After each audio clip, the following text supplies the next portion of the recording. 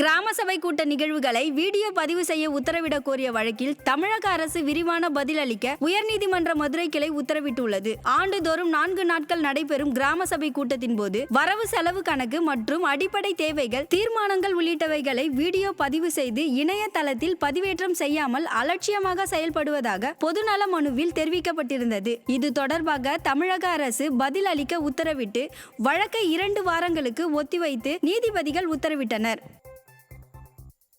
திண்டுக்கல் மாவட்டம் கொடைக்கானல் அருகே மோசமான நிலையில் உள்ள அங்கன்வாடி கட்டிடத்தை சீரமைத்து தர வேண்டும் என அப்பகுதி மக்கள் வலியுறுத்தி உள்ளனர்.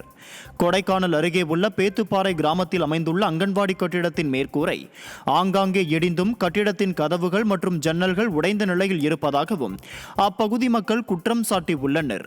விடியா ஆட்சியில் பள்ளி குழந்தைகளுக்கு பாதுகாப்பில்லாத சூழல் நிலவுவதாக பொதுமக்கள் குற்றம் சாட்டுகின்றனர். திருப்பூர் மாவட்டம் உடுமலையில் உள்ள தனியார் மது விற்பனை கூடத்தை அடித்து நொறுக்கிய பொதுமக்கள் சாலை மறியலில் ஈடுபட்டதால் பரபரப்பு ஏற்பட்டது. USS காலனி பகுதியில் அரசு டாஸ்மாக் கடை மற்றும் 2 தனியார் மதுபான கூடங்கள் செயல்பட்டு வருகிறது. இந்த மதுபான கூடத்திற்கு வரும் போதை ஆசாமிகள் அருகில் உள்ள குடியிருப்பு பகுதிக்குள் அத்துமீறி நுழைந்து பொதுமக்களுக்கு இடையூறுகளை ஏற்படுத்தி வருகின்றனர்.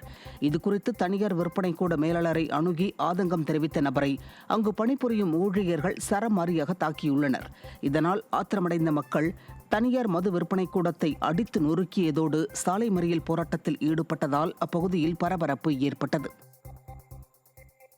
மதுரை மாவட்டம் திருமங்கலம் அருகே உள்ள கப்பலூர் சுங்கச்சாவடி விதிமுறைக்கு புறம்பாக அமைக்கப்பட்டதோடு தொடர்ந்து உள்ளூர் வாகன ஓட்டிகளிடம் கட்டாய கட்டணம் வசூல் செய்வதை கண்டித்து போராட்டக் குழுவினர் திருமங்கலம் வட்டாட்சியர் அலுவலகத்தை முற்றுகையிட்டனர். ஆனால் வட்டாட்சியர் அலட்சியமாக பதிலளித்ததை கண்டித்து கப்பலூர் சுங்கச்சாவடியை முற்றுகையிட முயன்ற போராட்டக் குழுவினரை போலீசார் தடுத்து நிறுத்தினர். மக்களுக்கு விரோதமாக செயல்படும் அதிகாரிகள் மீது உரிய நடவடிக்கை எடுக்க வேண்டுமென உள்ளூர் வாகன ஓட்டிகள் வலியுறுத்தியுள்ளனர். கடையடைப்பு, யாரும் எந்த வண்டியும் ஓடலை, நாங்கள் ஆட்டோ டிரைவர் யாரும் ஓடலை, எல்லா கடையும் அடைச்சிருக்கோம். நாங்கள் போய் RDO மேஜிஸ்ட்ரேட் போய் பேசணும், மேடம் இந்த டோல்கேட் பஞ்சாயத்துக்கு ஏதாவது எங்களுக்குன்னு ஒரு விடிவு கொடுங்க அப்படின்னு நாங்கள் சொன்னோம்.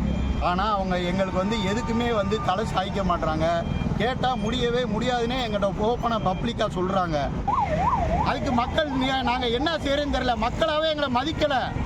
நாங்களாம் விலங்குகள் போல அப்படிதான் இப்போ வாழ்ந்துக்கிட்டு இருக்கோம்.